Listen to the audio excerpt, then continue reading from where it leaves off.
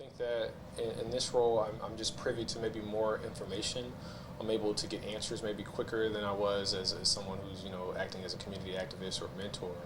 And so certainly it allows a unique perspective, at least from my vantage point, on how to approach issues, and also seeing the barriers that government faces that may not sometimes be apparent to people who are looking to fulfill a need. So. And then how does that inform your decisions in terms of serving your constituents, seeing like that extra perspective that maybe the regular folks don't have? I think the biggest piece to me is education. Like, let's take housing as an example, specifically rental assistance. There are some people who are homeless today for one or two reasons. Either they weren't aware that there was a rental assistance program available through the county, or were aware of it and didn't know how to access it. And so one of, I think, the most important roles I play as a commissioner is an educator, to let people know what's available and how what's available relates to their everyday life. And so really, as I grow in this role and start to build new relationships and grow existing ones, it's like, what do I need to tell you or share with you that you didn't know before, that you had trouble understanding before, so that when we come together with a solution, I'm making a well-informed solution, or a well-informed decision, and they're making a well-informed decision based on the totality of all the information, as opposed to it's one-sided. Right, that makes sense. And then talk about your experience now on this side, in terms of being in the board meetings, the commission board meetings, and kind of listening to public comment and being able to kind of inform things that way. I guess again it goes back to education. I think I have the good fortune of having a good relationship with all of the commissioners and mayor. And when we talk about discussions that impact everyday people, someone who I still consider myself the everyday person, I can speak to it firsthand. When you look at those in leadership who have gone through any type of life circumstance or struggle, it's usually 10, 15, 20 years ago, whereas with me, not even 2 years ago, I was on unemployment. I was on public assistance to pay my light bill and things of that nature. And so I try to, like I said, educate the public, but I also want to educate my colleagues and the staff that work with us, like, hey, this is what it's like, and this is the experience, and these are the challenges that the people who are coming to you for services are going to do. And I know because I went through it, not because someone told me. Yes, that's an important distinction. Do you find a sort of support or camaraderie with constituents, given the fact that you have experienced those things firsthand, and like what's kind of the common thing that you've been hearing from residents? They're shocked that I've experienced those things firsthand. Certainly, like more recently, when I talk about programs to apply for, I was like, hey, this program helped me.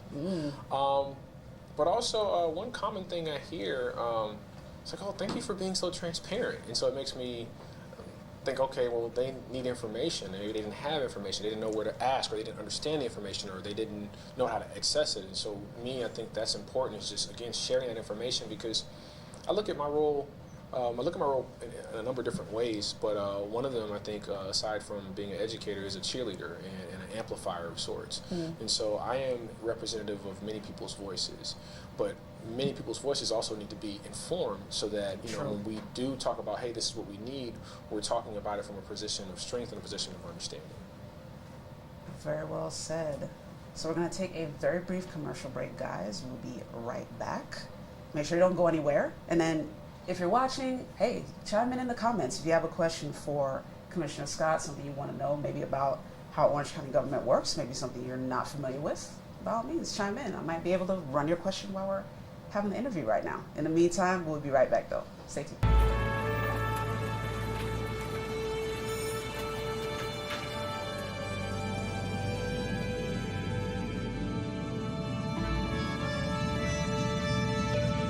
The Florida Lottery is proud to support education by contributing billions of dollars to Florida schools and awarding countless Bright Future scholarships, so Florida students can do more than just dream of a brighter future. They can create one. Learn more at flalottery.com.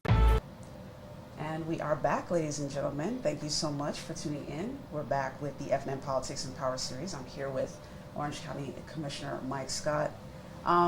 one of the things that you and we spoke during the press conference at the time that it happened, but for our audience here, for the purposes of this show, kind of give your thoughts on, the aftermath of, the recent shooting that took place in Pine Hills, and how all of that was handled. And, I'll have a follow-up question, but go ahead, start with that. So I can't speak to how it was handled, because I think we're still kind of reflecting on what did and did not occur and how things could have occurred differently. Mm-hmm. But one of the things that, I guess, me being a mentor and doing social work, I wonder what happened in that young man's life at 18 or 17 or 16 that led up to this. Mm-hmm. I don't think anyone is born to want to commit, certain acts of violence or harm people. And so I always wonder what happened in his life, but more importantly, what could have been done to prevent the circumstance events that led to the shooting, and how we apply that to young people in his same age range. Because, we see a lot of instances of young people with guns and committing gun violence and doing, those types of crimes. And so I'm always cognizant about, what preventative programs are in place, what's missing in the home that makes a young person, usually young black man in some cases, to prevent it. You spend millions of dollars in law enforcement and incarceration and criminal justice systems and things of that nature. It's pennies if you prevent it from happening, whether it's a Boys and Girls Club or YMCA or a mentoring program, any number of programs, programs I was a part of. I was a part of the Boys and Girls Club when I was coming up, 2 Boys and Girls Clubs. One in Pine Hills, back when it was just the Pine Hills Boys and Girls Club. Now it's the Disney Boys and Girls Club. Southwest Boys and Girls Club. Now it's the Universal branch. Okay. I was a part of the YMCA as well. And so I think about my experiences in those programs at this age and at this role, and how I still use some of those experiences and how I interact with people every day. And as a follow-up question, or a couple of follow-up questions in Sure. that response, but I wanted to get your thoughts on, if you're allowed to speak on it, but what the conversation has become at the state level. We heard, obviously, State Attorney Worrell say something similar to what you're talking about, where it seems more expedient to do things preventively going forward. But then, at the state level, we're hearing more on the doubling down of law enforcement, or, holding prosecutors accountable. So I wanted to kind of get your thoughts on that. Well, prosecutors have a difficult job, and I'm talking about from the actual elected state attorneys across the state down to the assistant state attorneys that represent them and prosecute cases on their behalf, right? Mm-hmm. And so when you look at the role of a prosecutor, people think, oh, you're supposed to put people in jail, but that's not necessarily accurate, at least from my vantage point. A prosecutor's role is obviously to prosecute crimes, that lead to a conviction, but also to represent the overall community. And so a prosecutor is just not the prosecutor for the victim. They're the prosecutor for the defendant, for the family, and the community. And so when you weigh what needs to be done, you have to weigh it in the light of the entire community, not in the light of that specific case or that specific circumstances. Where State Attorney Worrell has said, I agree with, in the sense that, the juvenile system as it is today, and even the adult criminal justice system, wasn't designed for young people who are committing violent crimes, young people who are, using gun violence to, commit crimes or murder people. Everything that I did in my career and up to this date was about working with young people, specifically those young people who were charged with adult crimes.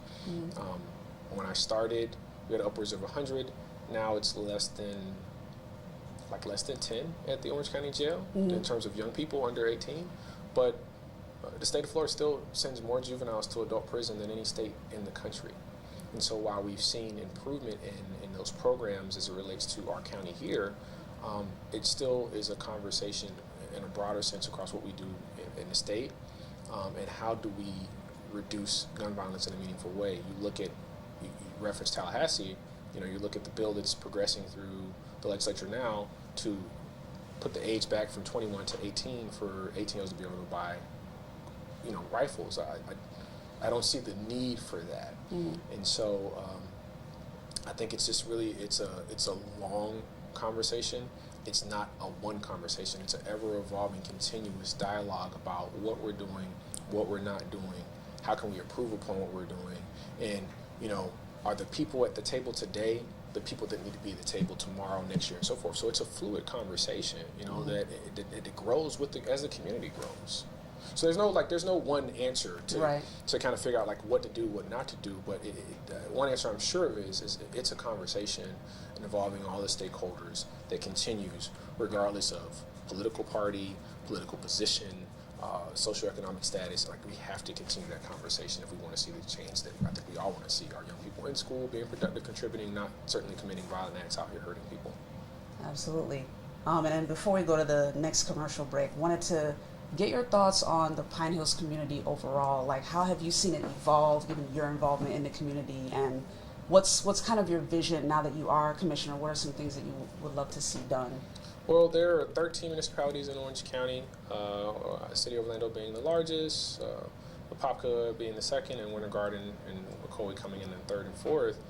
But Pine Hills rather, you have about 60 plus 70 or so thousand residents. They are reflective of they're bigger than the city of Apopka in terms of population, and so we need to cater to them in a way that, you know, meets the needs that they know, because what's happening in Pine Hills might be happening in another part of the county. And so I think it again goes back to a conversation, but more specific about the needs in infrastructure and investing in Pine Hills so that they can be that urban center that we know it is, but also maintain the culture that we know is unique to that area with, you know, the Chinatown district, the Vietnamese community, the African American community, and all the other communities that kind of, you know, a melting pot of different people from different walks, but at the core, we're all Pine Hills, we're all West Orlando.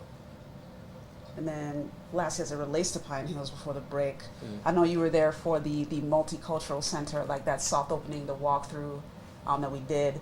Kind of give your thoughts on that, and are there any other updates past what we did there with the press conference and the walkthrough as it relates to that center? So we're hoping to at least have what is called a TCO, a temporary certificate of occupancy, by the summer, to have people actually in there utilizing the space.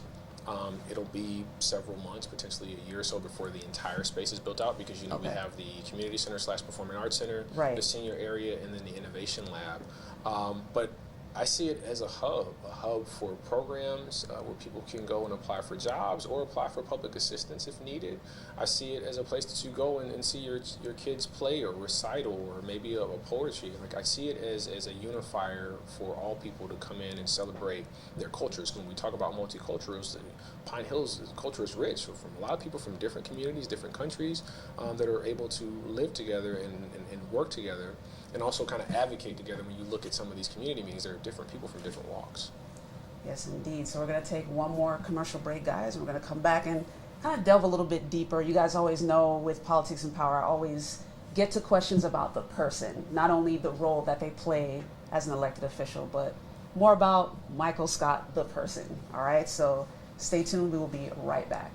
I'm not picking it up. You pick it up. I'm not picking it up. Well, somebody's got to pick it up. I'll pick it up. They're clean. 'Cause my hiney's clean.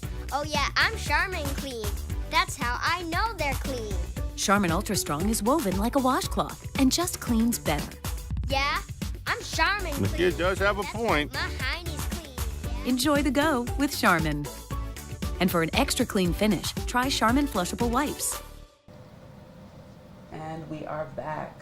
Ladies and gentlemen, we are here with Orange County Commissioner Mike Scott for District 6 as part of the FNN Politics and Power Series. So wanted to delve a little bit more into your, you've touched on the work that you've done in terms of working with youth a lot. So I wanted to delve a little bit deeper into that. For our audience, kind of unpack that, like what kind of community service work were you doing? Were you working for a nonprofit or kind of working with nonprofits? As you did mention, you were also an activist, so kind of talk about that. I wanted to be a cop. I wanted to join the military and eventually be an FBI agent. That was the teenage version of me. But what we plan and what life gives us don't always match up. And so I got asked by a young man who was a couple years younger than me now, who was going through the juvenile justice system, to go to a staffing I went there to, his staffing, which is where they determine if they send a young man to a program or not. Mm-hmm. And they were starting a mentoring program, specifically a mentoring program in the juvenile division of the public defender's office. And so I got asked, hey, we're starting a mentoring program. Would you be interested in being a part of it? And I was like, sure. And so I think maybe like a month in, I get my first kid and my next kid, and I have this staple of kids now looking to me like big brother, like dad. And I was successful in that. And so then I started working in about 2007 or 8. Started working with juveniles still, but juveniles who were adjudicated to the adult system. As I had shared with you before, we had upwards of 100 and more kids as young as 13 in the adult jail system for nonviolent crimes.